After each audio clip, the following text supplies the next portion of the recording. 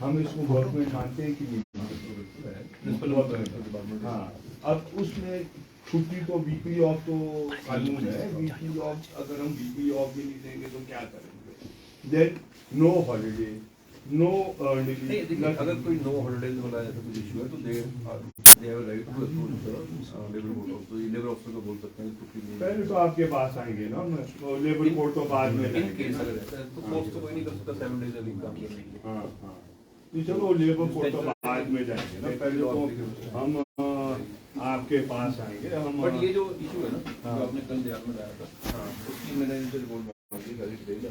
हाँ, वर्कआउट करते हैं ले आएंगे वापस। अच्छा, उसकी पेमेंट थोड़ी सी मतलब स्ट्राइक पर जाने से अभी रुक जाए नहीं तो जब हम आपके पास आए, क्योंकि हमने तो कहा है आपको treated as a strike notice है ना, 5 महीने तो बहुत है ना, मतलब एक आधा महीना होता है। हाँ, और देखो बाकी किसी कर्मचारी को इतने।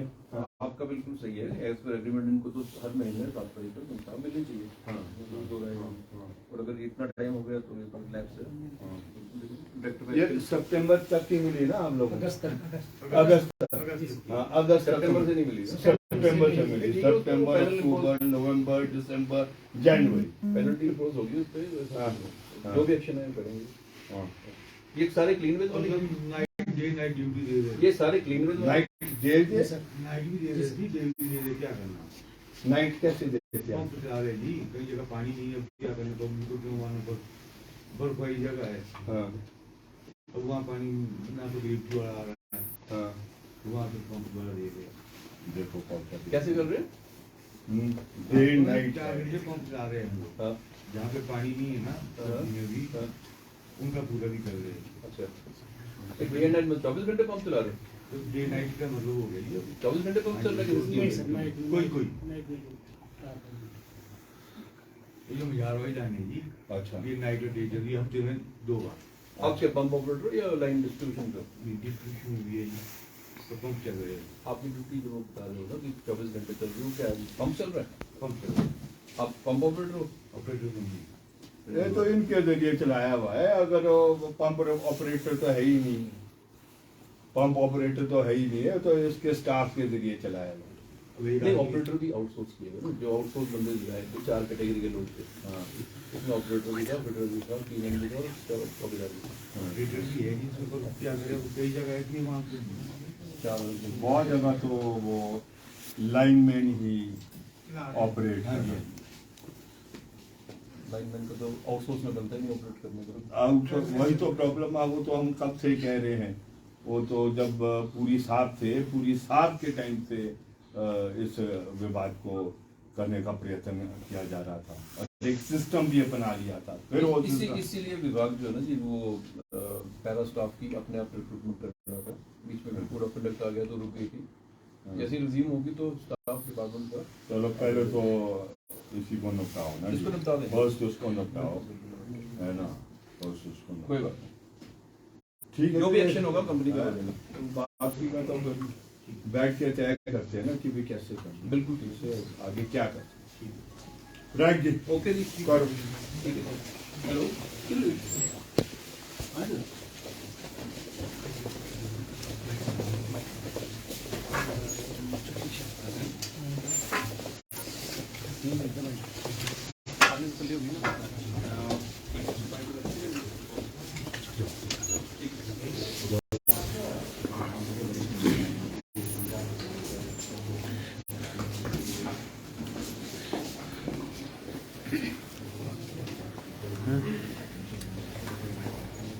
हाँ जी सर कहीं गलत है भाई। हो गए स्टार्ट हो गए। सिंघा जी, आज आप एएनसी से मिले हैं, किन मुद्दों पे लेकर क्या समस्या थी? आप यहाँ पर पहुंचे अपने डेलीगेट्स के साथ। देखिए, समस्या तो बहुत सीधी और साफ और स्पष्ट नजर आई। सरकार और सरकार का तंत्र बहुत बड़ी बड़ी बातें कह रही है। जी, अभी बुनियादी बातें जो कानून के दायरे के अंदर आती, जो जीवन यापन को चलाने की बातें, ठियो के इलाके में जो मतियाना डिवीजन है आईपीएच का, पिछले 5 महीने से पानी खोलने वाले को, पानी को जो संचालित करता है, उसका वेतन नहीं दिया गया। और ये सिर्फ मतियाना का प्रेशर नहीं है, जहां तक सुमटी का प्रेशर है, वहां भी मेरी जानकारी के मुताबिक 2 महीने से अधिक हो गया है इस कर्मी को, जिसको हम जल रक्षक कहते हैं, जल की रक्षा कर रहा है, जल को वो घर घर पहुंचा रहा है, तो उसका ही वेतन नहीं मिल रहा है। ये कानूनी अपराध है। इससे बड़ा अपराध नहीं हो सकता है कि जो सबसे निचली सीढ़ी में हमारे समाज का व्यक्ति है, उसको आप 5 महीने तक वेतन नहीं देंगे। इससे दुखद बात नहीं हो सकती है। इसलिए आज हम आए हैं ईएनसी महोदय के पास, इनसे विनती कर दें, अभी भी विनती कर रहे हैं, आप ख्याल करें, जबकि मजदूर का अधिकार था कि जब कानून का उल्लंघन होगा उसका हक है नोटिस देकर हड़ताल करने का। लेकिन आप ये देखिए कि आज भी विनती करनी पड़ रही है कि भाई आप वेतन को देने के लिए मेहरबानी करके डायरेक्शन दे कि आप वेतन का भुगतान करें। इसके अलावा ये कानून है कि आपको हफ्ते की छुट्टी मिलेगी, पेड हॉलिडे होता है, उसको नहीं मिलता है। जो दूसरे कानून के तहत जो आपको प्रावधान है कि आप लगातार 21 दिन काम करने के बाद आपको अर्न लीव मिलता है, वो नहीं दिया जाता है, दूसरी छुट्टी नहीं दी जाती है, सिक लीव नहीं दी जाती है, कोई कानून नहीं है।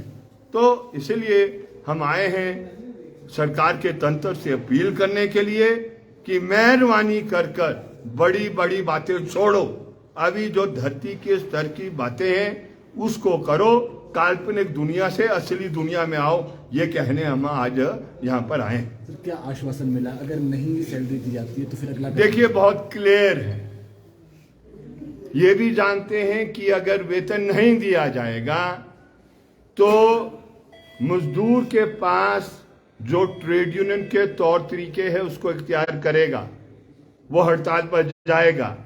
इसलिए मैंने स्वयं ईएनसी महोदय को कहा है, treat it as a strike notice, treat it as a strike notice, क्योंकि इससे बड़ी उल्लंघना हो नहीं सकती है। बाकी इनकी मर्जी है ये क्या करना चाहते हैं क्या नहीं करना चाहते हैं, लेकिन मेहरबानी कर नई सरकार बनी है, नई सरकार चलना है।